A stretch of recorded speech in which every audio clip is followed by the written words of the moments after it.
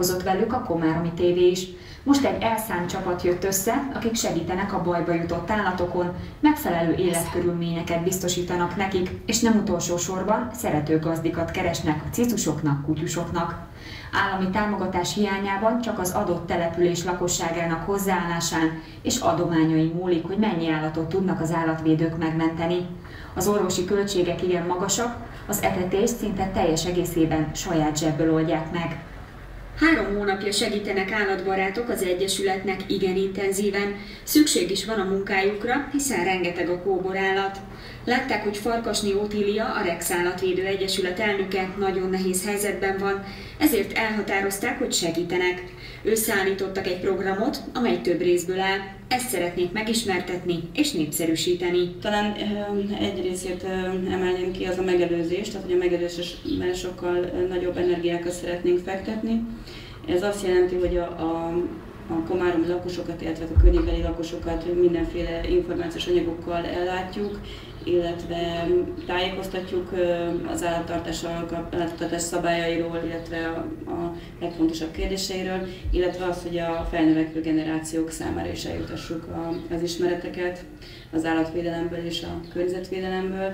Tehát, hogy mostanában esetleg egy jobb példát kapjanak, amit később természetes módon tudnak majd alkalmazni. Ez azt jelenti, hogy óvodákban, iskolákban programokat szeretnénk szervezni. Tavaly erre már volt kezdeményezés, mi is szeretnénk ebbe beszállni, és a lehető legtöbb óvodába, iskolába játékos és érdekes programokat szeretnénk bevinni. Amióta részt vesznek a munkákban, 13 kutyát ivartalanítottak, 20 fölött van a gazdára talált kutyák száma. Sőt, voltak olyan állatok, amelyek a csapat jóvoltából visszataláltak eredeti gazdájukhoz. A Rex Állatvédő Egyesület a Komáromi napokon is képviseltette magát. Köszönet a városnak azért, hogy kaptunk egy helyet és megmutathattuk magunkat. Nagyon-nagyon sokan érdeklődtek, tehát meglepően sokan, sok kutyusnak gazdát is találtunk, adományokat is kaptunk, ezt is hálásan köszönjük a lakosságnak. Itt azt elmondom, hogy ebből a befolyt összegből 2 kutyust ivartalanítottunk, illetve vettünk néhány rácsot az ideiglenes kennelekhez, bajba jutott kutyáknak. Kisgyerekes családoktól kezdve nyugdíjasokon át mindenki érdeklődött. Volt, aki rácsodálkozott, hogy létezik az Egyesület. Sokakat vonzottak oda a kivitt kutyusok, és voltak, akik plakátokról kinézett kutyus után érdeklődtek. Segíteni szándékozók is érkeztek, akiket felvettek a csapattagok közé. Mindenféle szóróanyaggal készültek, még orvosi anyagokat is osztogattak a kutyatulajdonosoknak. Amikor ellátogattunk a Rex Állatvédő Egyesülethez, éppen az ideiglenes kennelek készültek. Nagyon kis létszámú kutyára készülnek, tehát nem tervezünk nagy beruházást, mivel ez egy lakóterület, nem menhely, és sokan nem is tudják. Erről is tájékoztatjuk a lakosságot, tehát ez nem menhely, mi nem tudunk minden kutyát sajnos befogadni.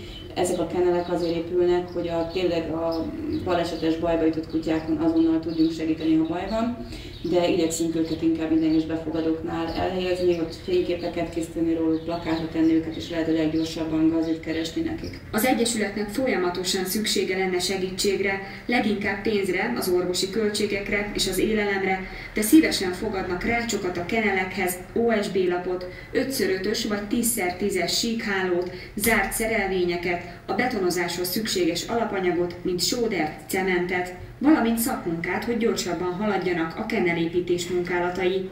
Annak ellenére, hogy sikeresek voltak a komáromi napok, és ezen kívül is sok állatnak sikerült gazdit találni, folyton érkezik az utánpótlás.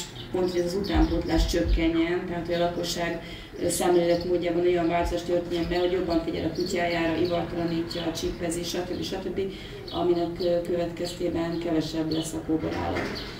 Most mindaddig, amíg ebben nem történik változás, addig lesz kóborállat. Vannak ugye megoldások, elvetetik a kutyákat, de ez kevés sajnos, mert mindig nagyon sok a kóbor, és rengeteg bejelentést kapunk. Ahogy ismernek meg minket, egyre több bejelentést kapunk. Nem mindig tudunk segíteni pont azért, mert egyelőre nincsen területünk, de a tőlünk telhetőt mindig megtesszük. Ha szükséges, ideiglenes befogadóknál helyezik el a bajba jutott állatokat. Egyébként befogadókra is szükség lenne, aki akár egy karantén vagy egy ivartalanítás idejére be tudná fogadni az állatot. Az Egyesületnek egyre több tagja van, közülük 15-en igazán aktívak, remélhetőleg egyre több lesz a segítség is. A Rex Állatvédő Egyesületet a képernyőn látható telefonszámokon lehet elérni, illetve Rex Komáromi Állatvédő Egyesület néven az IVI-ben is lehet érdeklődni. A most következő percekben Boston